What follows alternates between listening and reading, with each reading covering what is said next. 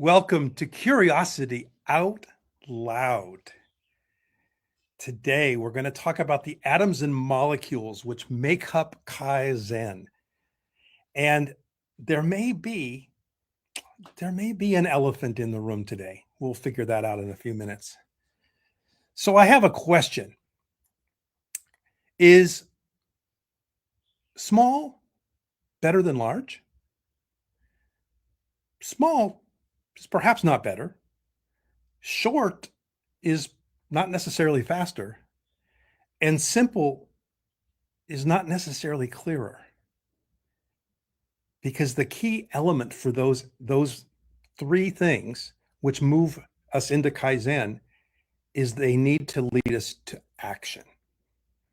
Now, most of us, when we're confronted with a challenge or an obstacle of some sort, may well look to motivation, books on motivation, articles, blogs, podcasts. I'm noticing we've got some folks in the room here. Have any of you ever read a motivation book or used one or a podcast or a blog post or something? I'm curious if anyone has experienced motivation materials. I have. I've probably read 4, 5, 6 books on motivation, and there's some really, really good books. One thing that I have found with each of those books is I took notes, I marked pages, all those good things. And most of the time, I would say maybe all of the time, I've never actually taken any action. And I prominently put the book on my shelf. Yeah, I didn't take any action. And that didn't happen just once or twice. It's probably happened several times. The key piece is not so much that I didn't take action. What was I expecting from the motivation books? Well, probably I was expecting there was going to be a something there that said that, told me what to do. And there were lots of suggestions and lots of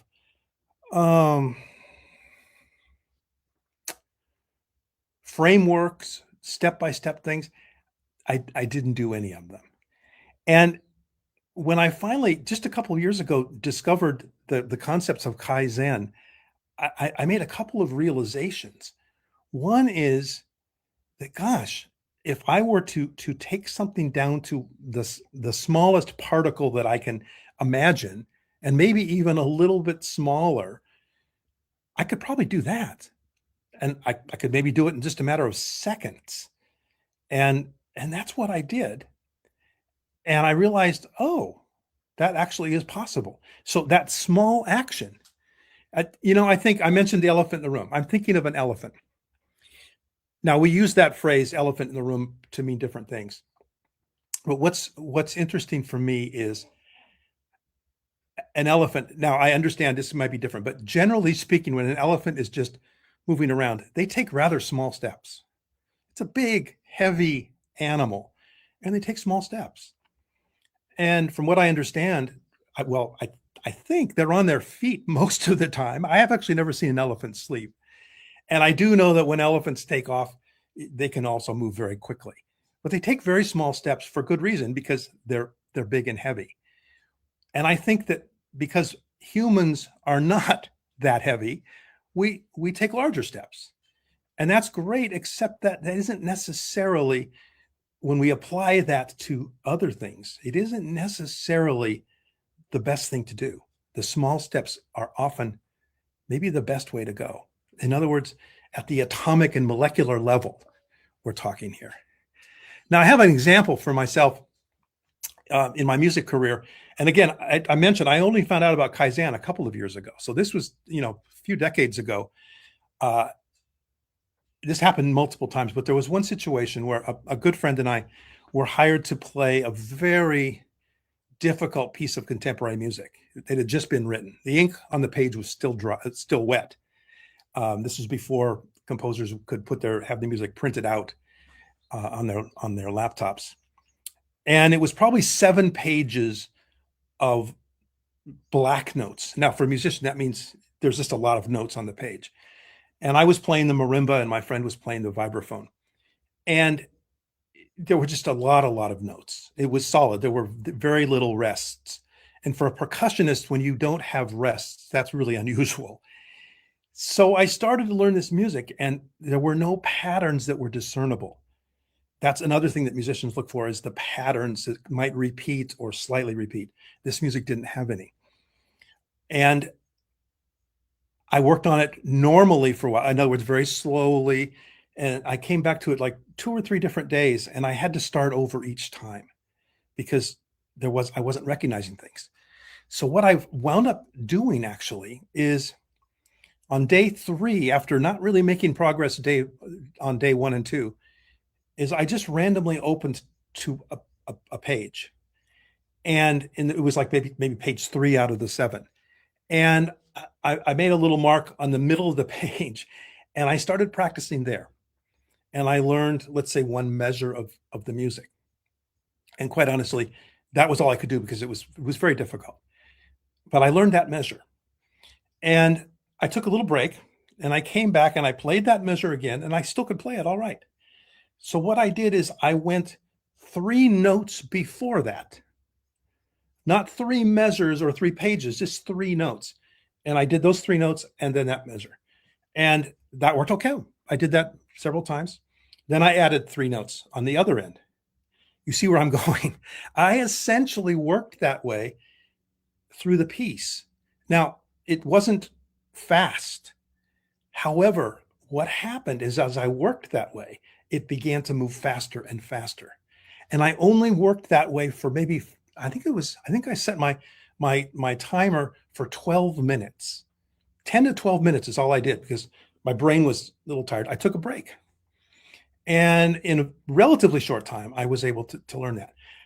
I then taught that technique to students, and it wasn't unique to me, but I realize now, looking back, that was essentially a Kaizen approach, finding something very small that that that worked and working with that, like the elephant, the small steps. And at a certain point in time, I had developed some momentum, and that's the key piece here. Motivation, wonderful. Hundreds, I'm guessing hundreds of motivation books. How many books have you seen that are called building momentum, gaining momentum? Not too many, but that's the key piece here. And that's what the Kaizen can really help us do when we're stuck, when we're procrastinating, when things have slowed down around us. In other words, upstream from that isn't necessarily more reading or more studying. It's actually more action. And doesn't have to be huge or dramatic action. It can be really simple action. Making one thing, noticing one element.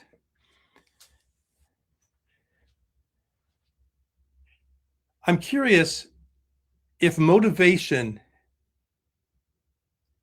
if you had not ever thought about motivation and were just doing something, let's say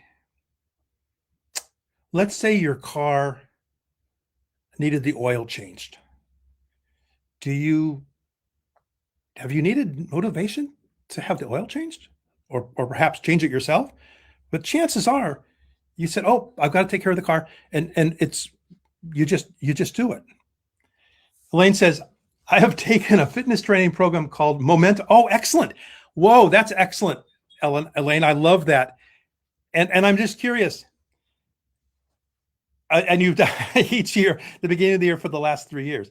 I was just going to say, my follow-up question, Elaine, was going to be, did it work? Did you come back to it? Sounds like she has. And that's the key piece, because once I got into the groove of that particular piece of music, practicing that way, it was still a lot of work and it wasn't all that fun. I'll be really honest. However, I was committed to learning this piece and playing it. I'd been hired. I couldn't say, well, I don't really want to do it. I had to do it. And I liked that challenge. And I've actually looked back at it now thinking that was one of the best things that happened because I realize now that most of the challenges, most of the obstacles that we encounter can be broken down into some way into a very, very almost microscopic, if you will, atom or molecule, which can be worked on. The background of Kaizen, I'm just going to touch on a couple things because it's available online, and I just want to say one thing about it that I think is interesting. It's about finding the simple things, the small things, the the I was going to say the shortest path, not to completion, not to having everything be perfect, but to getting into action. And interestingly enough, although it's now called Kaizen, it was not created by the Japanese. The idea of the Kaizen, the small steps, the smallest possible steps, and paying attention to them, came from an American named Edward Deming, a statistician who taught the technique to Japanese engineers, and it didn't really get put into place until post-war, and then they really embraced it. And we tend to think of it, oh, it's a Japanese concept. It actually isn't, but they actually mastered it at a level that that we haven't, or we have now, but at the time. So when I would point this out, not knowing what it was to students, I had students from Taiwan and China and different places, and they would embrace this technique really quickly. And I asked one of the ones, I said, a lot of students, American students, don't necessarily like to do this, and they would look at me like, what do you mean? And I realized in those cultures, the attention to that detail and working there is maybe already in place.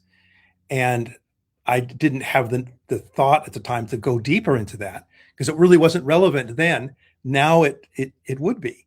So I'm considering, or I'm thinking about where you may want to enter. And I'm just curious. We've got several people.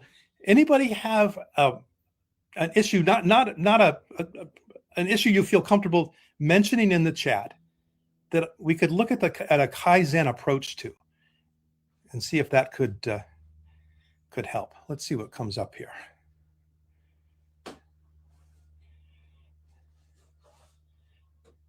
Manya, I wonder, I know that you've got a couple things going. Would you like to weigh in here, Manya?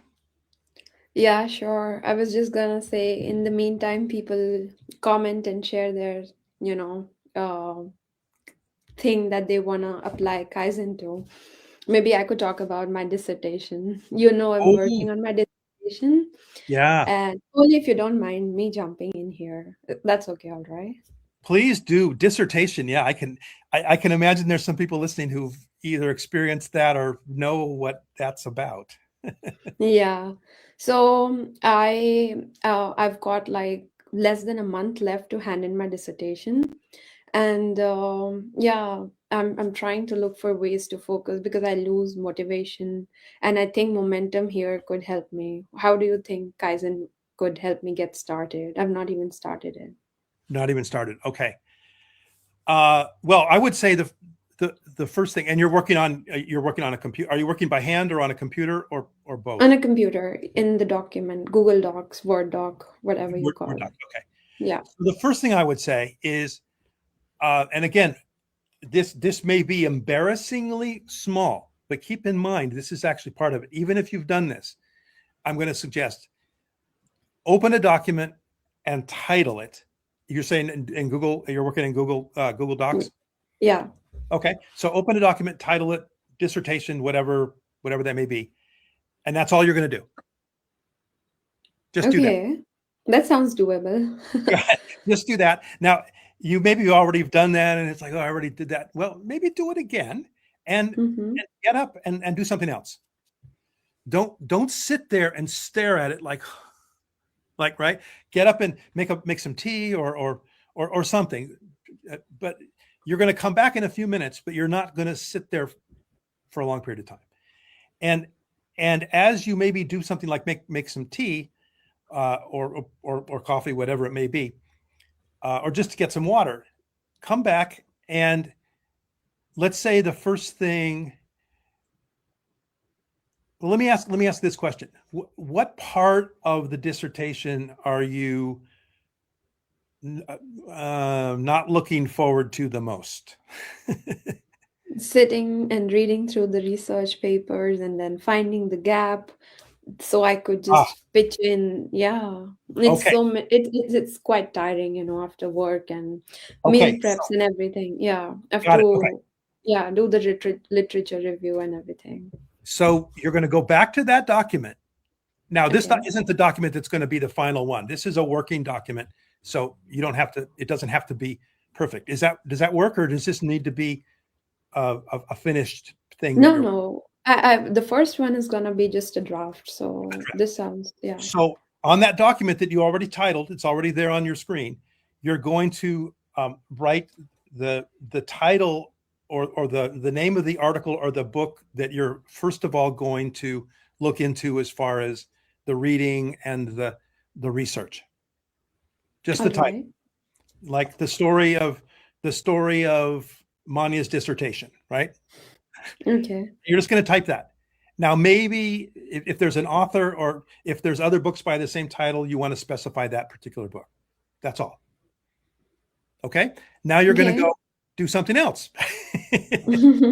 And maybe think Yeah. about it. Maybe you've been thinking, oh God, that's the worst. That's the worst. I hate.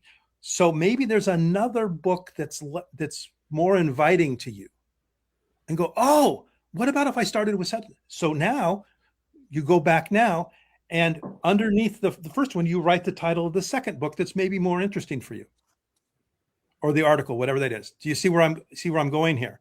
Yeah. It's like rinse and repeat, maybe just start and then kind of change it as I proceed with Well, it. and the thing is, notice I didn't ask you to erase, or to delete Yeah. the first one. It's still there. You can go back later and open up a space, but you're finding where the optimal place to start is. And it might not be that article or that book, or maybe you get an idea while you're doing something. Oh, I think this would be a great uh, topic sentence or something like that. Then go back to the page and label topic sentence and write and type that in. Now you have Okay. a topic sentence. Now it might not be the final, but you have a topic sentence. You've got the books. You see, you've got something done. Yeah. Now I can imagine in your brain you're going, yeah, but Eric, that's almost I mean, that's nothing. That's just 3 lines of this. How many pages is the dissertation going to be? It's about 8,000 words. 8,000 words. So you maybe Yeah. have 10 words all said, right? Mm-hmm. Okay, that's fine.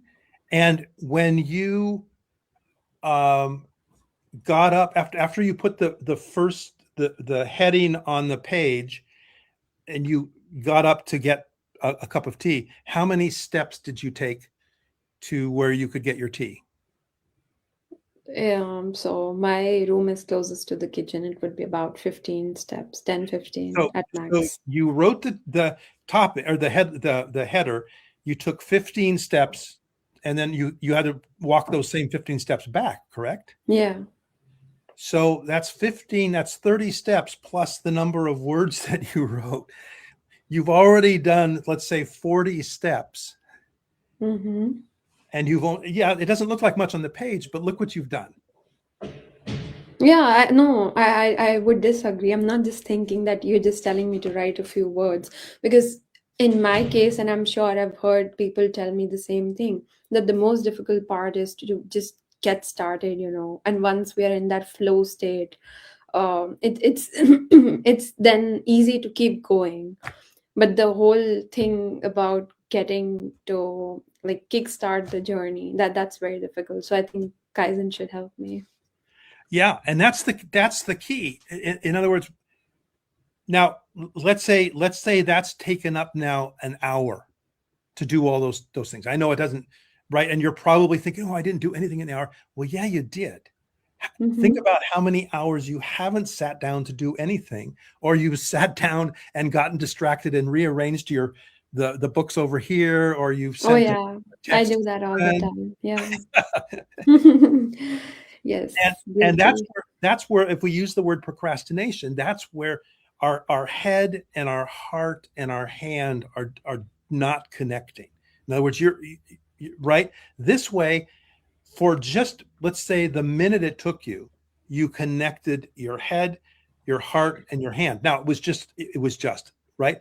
See if you can eliminate saying to yourself, "Yeah, but it was just." I, I, I would ask you, and anybody listening to this, I would just ask one slight change there to take out two words in what I just said. The first word to take out is but, and the second word is to take out just, and substitute and and simply. Oh yeah, I sat down and it was simply I simply wrote the heading, and that felt great. Or yeah, I sat down and I wrote the heading, but it was just the heading. Yeah, it's a wonderful way to reframe and think about it. Thank Which you. is Wow. motivating. Yeah, but Mania, you got to sit down and you got and but you just have to write the you just have, Mania, you could. Derek, sorry to interrupt. I see more people joining in, Oh, and cool. I don't want you to discuss just my dissertation, but that's really kind of you. I wanted you to, remind us of what you told earlier. I love that part where you talked about how elephant is heavy and, how elephants take small steps. And we humans, we try to be greedy and we take giant leaps. So my question is, do you think most people try to change their life with the wrong unit of measurement? Like they take big leaps instead of small steps? Because I love that metaphor, that example that you used. So, Oh, good. Thank you.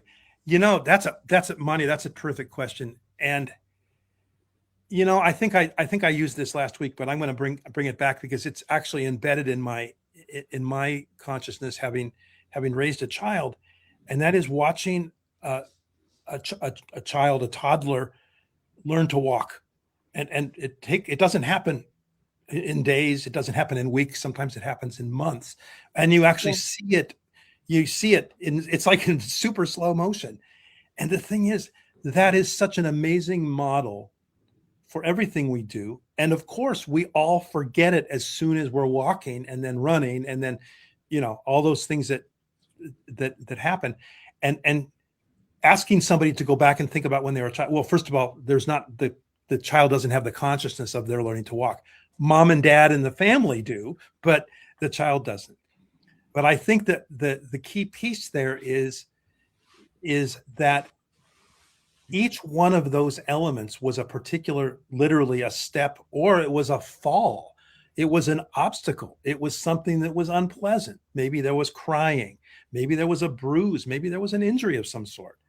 And the thing is that we we we worked through that then with the help of parents and other people.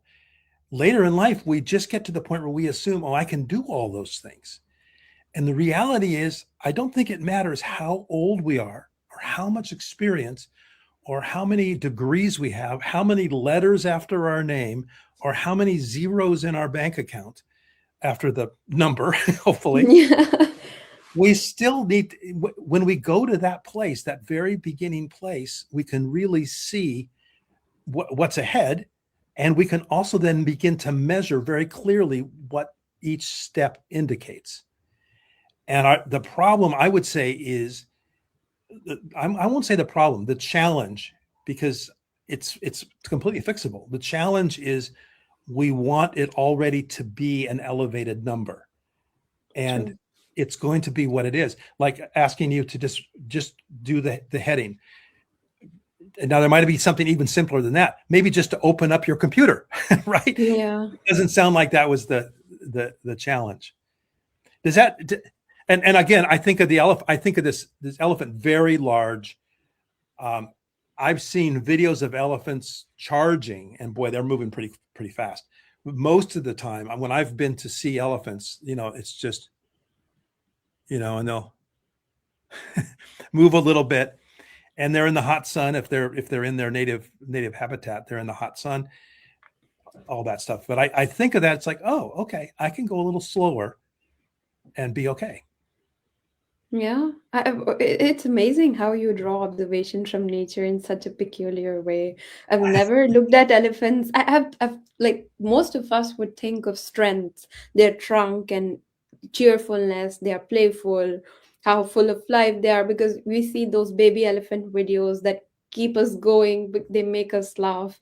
But I've never thought of that they're so heavy. I've heard of the story Elephant and the Ant, like, Yeah, yeah, yeah. yeah, so that is so common, but this is such a new thing. You should patent it. You should write a book on that, or do something about it. It's Well, so good. thank you. Thank you for saying that. And Manya, one of the things that I think motivates me here is I've always looked at, well, not always. I like to look at what isn't normally expected or seen. What some people, I like to use the word counterintuitive. I like to kind of, and I don't take the opposite viewpoint. I just take one that's not the one that immediately comes up, and that's where I got the heaviness. Um, and I was just thinking about it in connection with this. And it strikes me there's another motivation is kind of our focus today.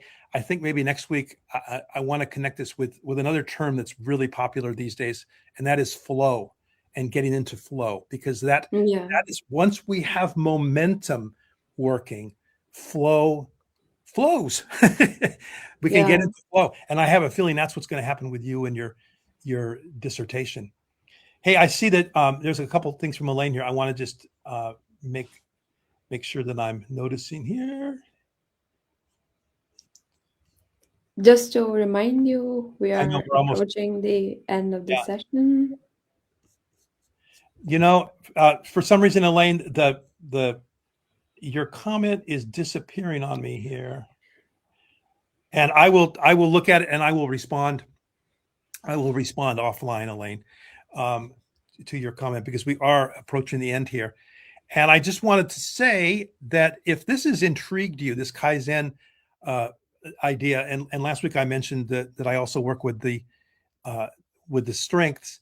If you'd like to present, a particular situation with me, feel free to book a conversation with me. As you might have gathered, I love talking about this stuff.